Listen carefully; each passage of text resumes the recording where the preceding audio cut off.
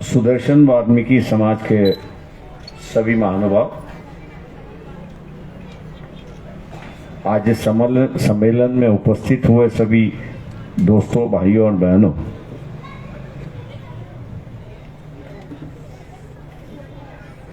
कुछ दिन पहले किशोर कत्ले और उनके साथी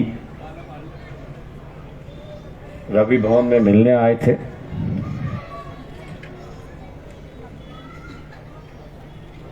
और उन्होंने एक प्रस्ताव रखा कि हम ढक्कर ग्राम पंचायत की ओर से परिस्थिति में एक कार्यक्रम रखेंगे, आपको आना होगा। मैंने उनसे कहा कि मैं जरूर आऊंगा, और आने की वजह यह है कि हम लोग हमेशा जो परिस्थिति होती है उस परिस्थिति से वाकिफ नहीं होते,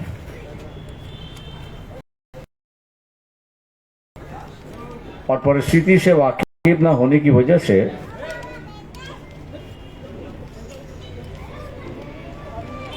हकीकत से हम लोग कोसों दूर रहते हैं।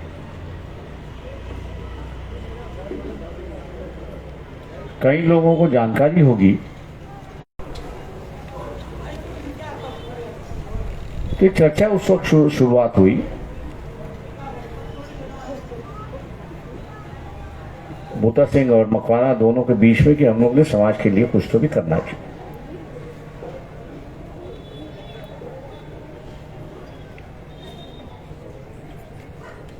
और वहीं से चर्चा शुरुआत हुई कि जिसका नाम है स्पेशल कंपोनेंट प्लान, विशेष घटक योजना करके नाम से हम लोग मराठी में उसको जानते हैं।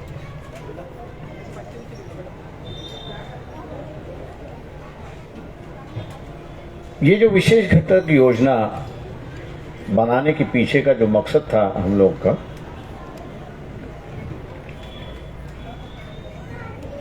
वो यही था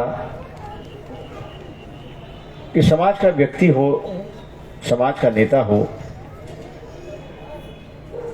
वो किसी के सामने गिड़गिड़ा ना सके।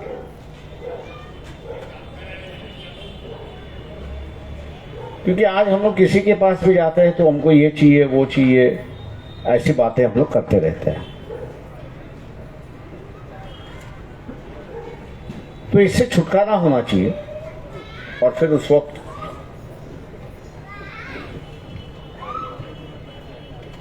इमरजेंसी खत्म हुई थी, जनता पार्टी का राज खत्म हुआ था, इंदिरा गांधी का राज शुरुआत हुआ था। तो डर कहीं ना कहीं तो भी था कि ये दोनों बाबू जगजीवनराम को आगे तो नहीं ले आएंगे।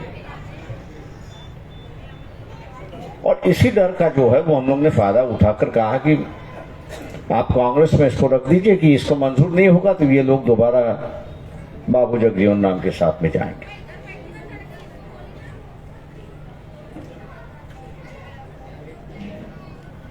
कांग्रेस को इस बात की एहसास हुआ कि कुछ तो भी होना चाहिए, और ये स्पेशल कंपोनेंट प्लान जो है मंजूर हो गया। वो सिर्फ एससी के लिए था, एसटी के लिए था। और केंद्र का बजट जो है, वो केंद्र का बजट जो है संख्या के मुताबिक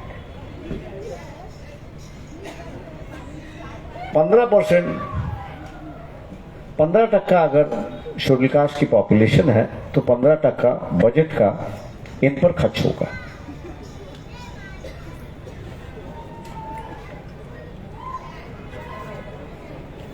मतलब 100 रुपये अगर खर्च करना है तो 100 में से 15 रुपया सरकार को शेड्यूल कास्ट के उत्थान के लिए खर्च करना होगा, और उसके लिए उनको योजना बनानी होगी।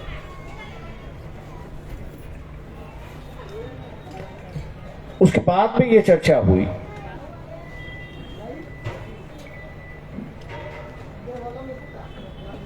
कि जो शेड्यूल कास्ट में समाज आते हैं, कुछ आगे निकल गए, कुछ पीछे निकल रह गए। कुछ समाज जो है उसकी एक विशेषताएं हैं,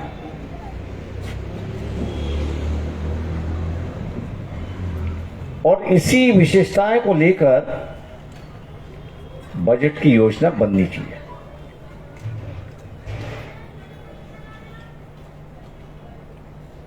मैं आज बड़े गर्व से कहता हूं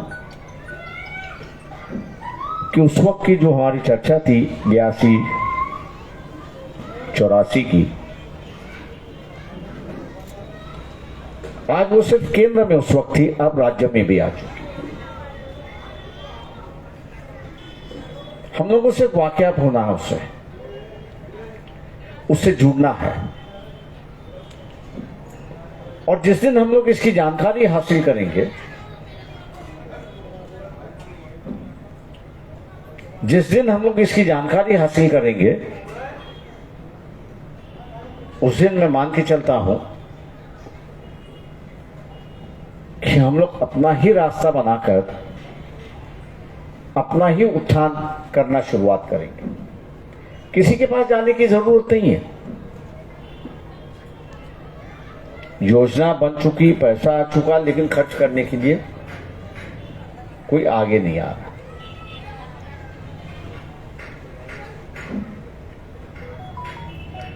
हम लोग की सोच जो है वो थोड़ी हम लोग को बदलनी होगी।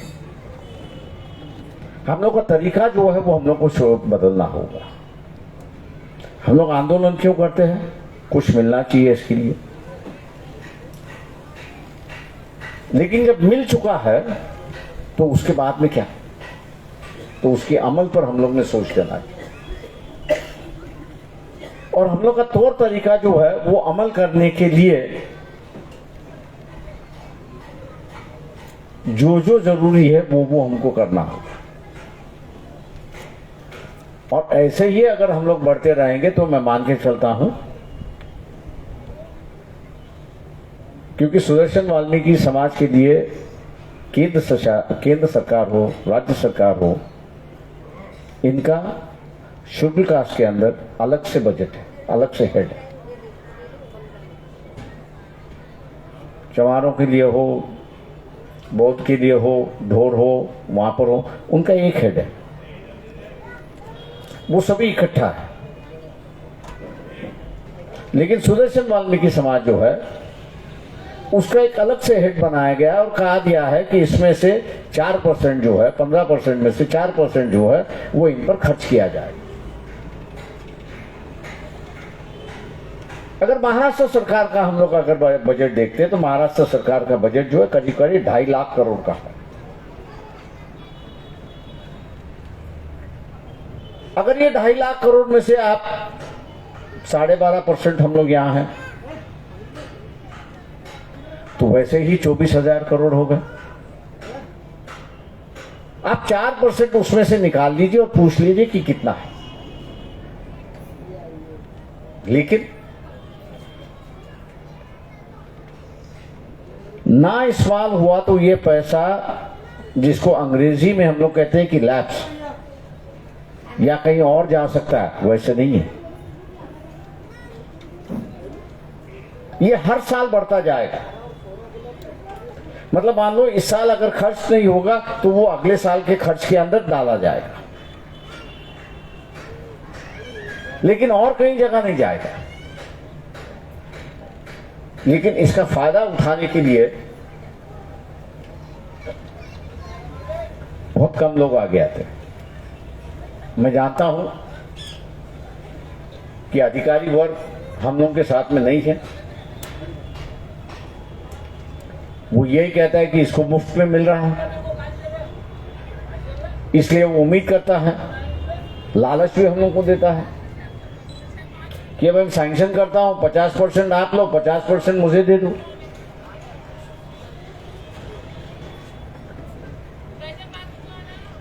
ये तौर तरीका बन चुका है, मैं उसका नाम ही कर रहा।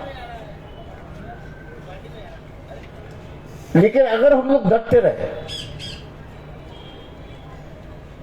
और सही तरीके की अगर योजना बनाते रहे, जैसे हजारीताई ने कहा कि कुछ ही मकानों में 1 फ्लोर बढ़ चुका है, तो मकान बनाने के लिए भी उस योजना में पाबंदी रख दी गई, प्रावधान किया गया है। सभी के एक और महिला चल सकता है, लेकिन प्रतिनिधि होना जरूरी है, ऐसा मैं मानता हूं, और एक सही प्रतिनिधि। हम लोग दूसरे पर निर्भर रहेंगे तो शायद मेरे ख्याल से अपनी गर्दन कटवा दें, क्योंकि हम निर्भय हो जाते तो किसी के कंधों पर अपनी गर्दन रखते। अपनी गर्दन अगर किसी के कंधों पर रख दी तो छुरी चलाना बहुत आसान बात है, और एक दफे छुरी चल गई जो सिर एक तरफ और अपना बदन एक तरफ, ऐसी परिस्थिति हो। इसलिए यहां कोई उत्थान के लिए आएगा या मुझे कोई मार्गदर्शन करने आएगा, इस सोच में मत रहिए। जैसे बुद्ध ने कहा कि स्वयं प्रकाशित हो, आपको उसी तरह से आपका उत्थान आपको ही करना होगा और कोई आएगा नहीं। आपका उत्थान क्यों करें?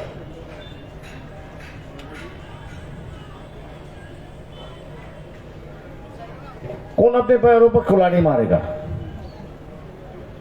जब मुफ्त में, फोकट में मजदूर अगर मिल रहा है तो कौन ये कहेगा नहीं इस मजदूर को मैं इंसानियत के रूप में ढालना चाहूंगा? वो तो यही देखेगा कि मुफ्त में जो मजदूर मिल रहा है, मजदूरी मिल रही है, मैं उसी को पकड़ के चलूं। ये मानसिकता है।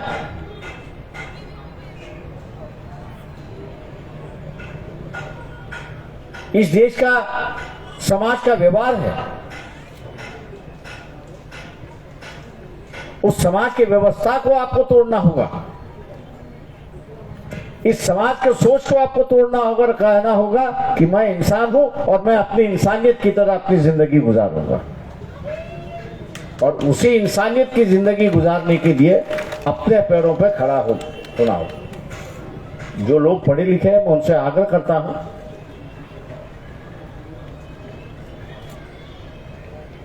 जो लोग पढ़े लिखे हैं मैं उनसे आग्रह करता हूं कि आपके पास मोबाइल तो होगा ही, आपके मोबाइल में एंड्रॉयड होगा ही, आपके मोबाइल में इंटरनेट होगा ही। आप खाली उसमें इतना ही लिख दीजिए कि भैया वाल्मीकि समाज के लिए योजना क्या है महाराष्ट्र सरकार की, आपको तुरंत आ जाए, जानकारी हो। और उस जानकारी के मुताबिक फिर मैं किस योजना में बैठ सकता हूं, आप उसको तय कर सकते हो। और फिर उसी के पीछे हम लोग लग सकते हैं। आज हम लोग का हाथ फैलाने की जरूरत नहीं। मैंने जैसे कहा, मैंने मकवाना जी से कहा था कि ये योजना तो हम लोग बनाएंगे, लेकिन याद रखना कि आपको और कांग्रेस वाले कभी भी ना राज्यसभा ले आएंगे ना लोकसभा ले आएंगे। दुर्भाग्य है कि उसने कहा मैं अगर कुर्बान होना है तो मैं होने के लिए तैयार हूं, लेकिन इसको बना के ही रखेंगे। तो उसको बना के दी, लेकिन 86 के बाद कांग्रेस ऐसी पार्टी है कि उन्होंने अपने गृह मंत्री मतलब बूटा सिंह के साथ स्टेट होम मिनिस्टर थे, ना कभी राज्यसभा ले आए और ना कभी उन्होंने कहा कि मैं लोकसभा अपनी जीत भी सकता हूं, लेकिन उनको उन्होंने कभी नुमाइंदगी नहीं की। और हर बार मुझसे कहते रहे कि आप जो बता रहे थे कि कुर्बानी देनी होगी, मैंने कहा हाँ कुर्बानी तो देनी होगी। मैं कहा और थोड़ी सी हिम्मत करो, तुम इंडिपेंडेंट लड़ लो, हम लोग प्रचार के लिए आपके आते हैं। लेकिन उन्होंने हिम्मत नहीं दिखाई। आज भी गुजरात में है वो, लेकिन एक योजना बना के गए कि जिससे हम लोगों को दूसरे के सामने हाथ फैलाने की जरूरत नहीं। मैं आज वही उम्मीद आप लोगों से करता हूं कि बहुत सारे सवाल हैं। मैं नहीं कहता हूं कि बहुत सारे सवाल नहीं, बहुत सारे सवाल हैं। हम तो किसी न किसी के पीछे भागते रहे और इसलिए अपना वजूद नहीं बना पाए। हम लोग ने तय करना चाहिए कि हम लोग अपना वजूद बनाएंगे। जिस तरह से हम लोग कह रहे हैं कि नहीं हम सुदर्शन के नाम से जाने जाएंगे, वाल्मीकि सुदर्शन समाज के नाम से जाने जाएंगे, एक नई पहचान बनाएंगे, उसी नई पहचान की एक नई शक्ल होनी चाहिए, ऐसा मैं मान के चलता हूं। नई सोच होनी चाहिए, और ये नई सोच होगी कि हम लोग यहां पढ़ेंगे लिखेंगे और इस देश की धारा जो है वो अपने हाथ में रखें। ये बात सही है कि दिल्ली में कुछ लोग इस बस्ती के ही बसे हुए हैं, मिलते जुलते रहते हैं, एक परिवर्तन आ सकता है और आप ले आ रहे हो, लेकिन उस परिवर्तन में जो है गति लाना जरूरी है।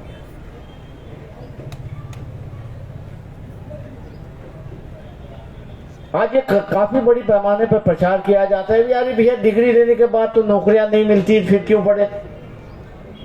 आप उनसे पलट कर जवाब पूछिए कि भैया आप कह रहे हो वो ठीक है कि पढ़ने के बाद नौकरियां तो नहीं मिलती है, लेकिन आपके बच्चों को आपने क्या सलाह दी? आपके बच्चों को भी ये आपने सलाह दी कि भैया नौकरियां नहीं मिलती इसलिए आप डिग्री मत ले लो, ऐसा सलाह दिया है? अगर आपने ये सलाह दिया है तो हम मानने के लिए तैयार है। अगर आपने बेटे को अगर सलाह नहीं दिया है तो हम क्यों माने?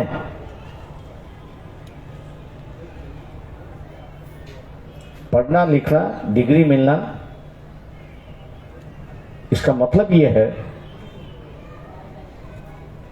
कि इस देश में वर्तमान में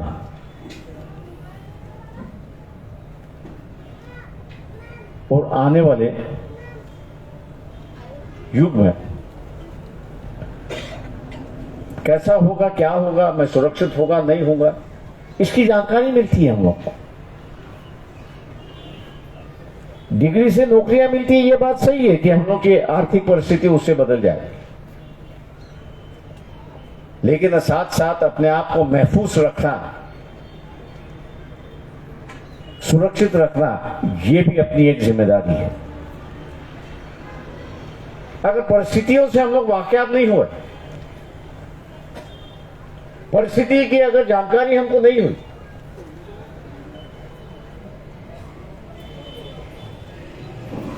तो आने वाला समय क्या होगा इसका क्या पता होगा। आज संविधान है इसलिए आजादी है, संविधान है इसलिए इज्जत है। कई लोग कह रहे हैं कि इसका संविधान बदलना चाहिए, मैं उनसे कहता हूं ठीक है भैया बदलना चाहिए, उसमें कोई दो राह नहीं है, लेकिन जो नई संविधान होगा उसमें मेरी आजादी का क्या मायने होगा? उस नई संविधान में शिक्षा की क्या परिस्थिति होगी? इस नई संविधान में मुझे प्रतिनिधि होगा या नहीं होगा? इस नए संविधान में मुझे मतदान का अधिकार होगा या नहीं होगा? इस नए संविधान में मुझे कारपोरेशन है, असेंबली है, पार्लियामेंट में उसमें जाने का अधिकार होगा या नहीं होगा? अगर यही सभी बातें हैं तो फिर बदलने की जरूरत क्या है?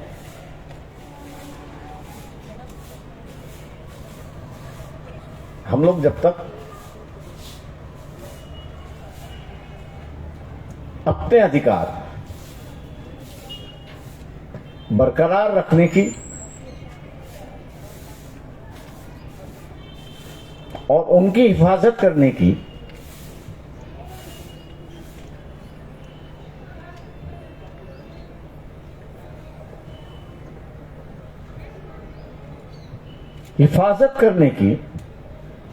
कटिबद्ध नहीं होते, तब तक हम जो आज 16 साल का है, 15 साल का है, 14 साल का है, उसके अधिकार हम लोग कैसे हिफाजत करेंगे?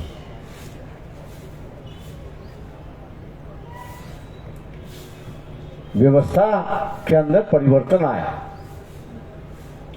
परिवर्तन ने हम लोग को इज्जत दी, परिवर्तन ने अधिकार दिया।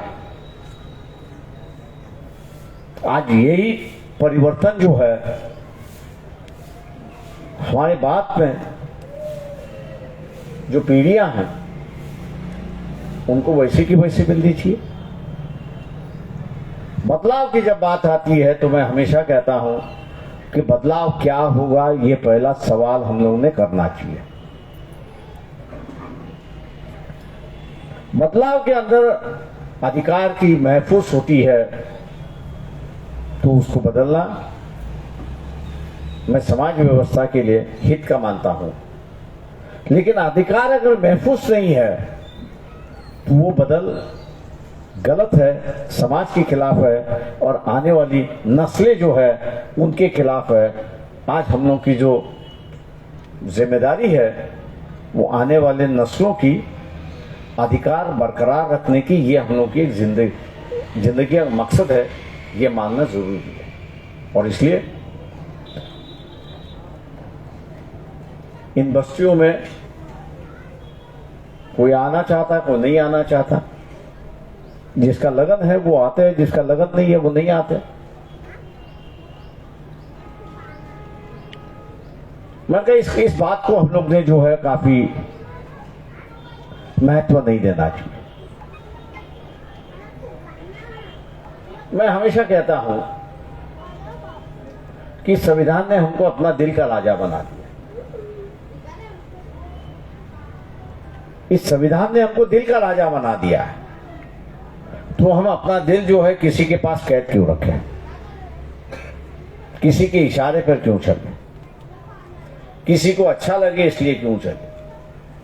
जो हम लोग को अच्छा लगे उसी इरादे से हम लोग ने चलना चाहिए। और मैं उम्मीद करता हूं कि आप जिस इरादे से जाना चाहते हो, तय करना चाहते हो, वो इरादा इंसानियत का होगा, भाईचारे का होगा, अधिकार का होगा और वही परिस्थिति बदलेगी, ऐसा उम्मीद करते हुए आपने बड़ी गहराई से मुझे सुना, इसके लिए मैं आपका धन्यवाद करता हूं।